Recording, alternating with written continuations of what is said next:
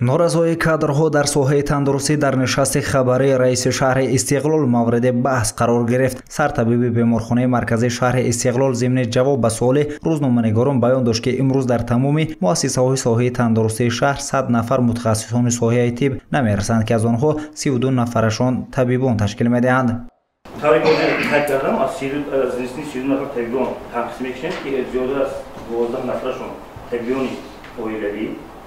در اون شد 12 نفر طبیب اولیایی و دیگر متخصصان صحه‌ای محدود. از اون جمله 4 نفر تراپیستون که در شعبه قبول و یوری تشکیل میدن و اینچنین هپاتولوژ، روشنولوژ، نارکولوژ، رنتگنولوژ вале Назар Ғоибов, сартабиби беморхонаи марказии шаҳри Истиқлол, мегӯяд, ки аллакай 6 нафар мутахассисон, яъне хатмкунандагони донишгоҳҳои тиббии кишвар ва 12 нафар ҳамшираҳои тиб аз коллеҷҳои тиббӣ дар соли равон ба кор ҷалб карда мешавад. Раиси шаҳри Истиқлол Қаюм Маҳмудзода зимни нишасти хабаре афзуд, ки дар муассисаҳои соҳаи тандурустии шаҳри Истиқлол 22 нафар табибон ва 84 нафар ҳамшираҳои тиб фаъолият дорад. таъминоти аҳолӣ ба 10,000 нафар аҳолӣ бо духтурон ва 12 нафар ва бо ҳамширони тиббӣ ва 46 нафар баробар мебошад. инчунин аз ҳисоби бюджети маҳаллӣ ва маблағи зиёда аз 80,000 сомонӣ таҷҳизотҳои тиббӣ барои таҳлилҳои таҳлилгоҳ харидорӣ карда шуд.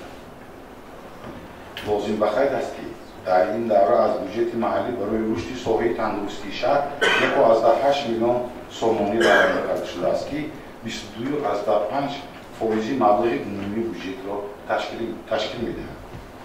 ҳамчунин дар идома аз норасоии кадрҳо дар соҳаи маориф сухан рафт, вале мушаххас гуфта нашуд, ки чанд нафар омӯзгор намерасад. Аммо гуфта шуд, ки 4 нафар мутахассиси ҷавон, ки тибқи квотаи президентӣ таҳсилро ба итмом расониданд, ба кор ҷалб карда шуданд. با از حسابی همون رخصتی نگاهی کودکان شیشتگی آموزگارا بود ما روی خط کردیم همش با کار جواب کردیم و یک می‌رویم این در سمت همون تامین با آموزگاران مؤسسه این کمبودی برطرف شد دیگر کمبودی هاست مرحله و مبلغ کتیب واسه است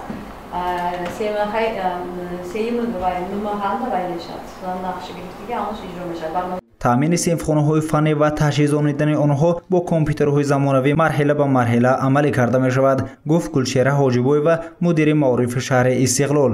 ӯ баён дошт, ки муассисаҳои таҳсилоти шаҳр барои омодагӣ ба зимистонгузаронӣ оғоз намуда, аллакай дар муассисаҳои ин соҳа 72% ҳизум ҷамъоварӣ карда шудааст.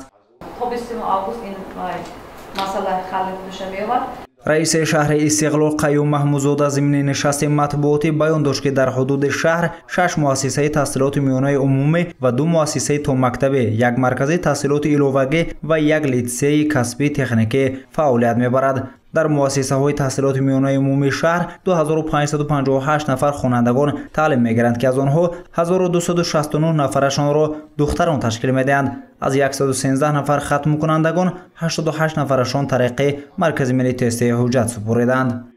бо мақсади таъмини хонандагон бо либоси ягонаи мактабӣ корбарӣ рафтӣ шудааст. соли равон талабот ба либоси мактабӣ дар шаҳр 8000 ададро ташкил медиҳад ва корхонаи воҳиди давлатии нури ховар то ба имрӯз 4000 адад либос истеҳсол намуда ба харидорон пешниҳод карда шудааст. гуфта шуд, ки соҳаи маориф замони соҳиби истиқлолӣ рӯ ба инкишоф ниҳода камбудиҳо марҳила ба марҳила ислоҳ карда мешавад. оид ба масъалаҳои таъсири уран ба аҳолӣ, кӯшонидани онҳо ба минтақаҳои бехавф, сохтани бинои асосии осорхона дар шаҳри Истиқлол, риояи талаботи қонуни ҷумҳурии Тоҷикистон дар бораи танзими анъана ва ҷашну маросимҳо дар мисоли маъракаҳои домодиву аросӣ ва дигар паҳлӯҳои нишасти хабарӣ дар гузоришҳои минбаъда ошно месозем. гузориши Саид Мухтори Саиданвар, Насимҷон Раҳимов барои барномаи иттилоотӣ Хабар.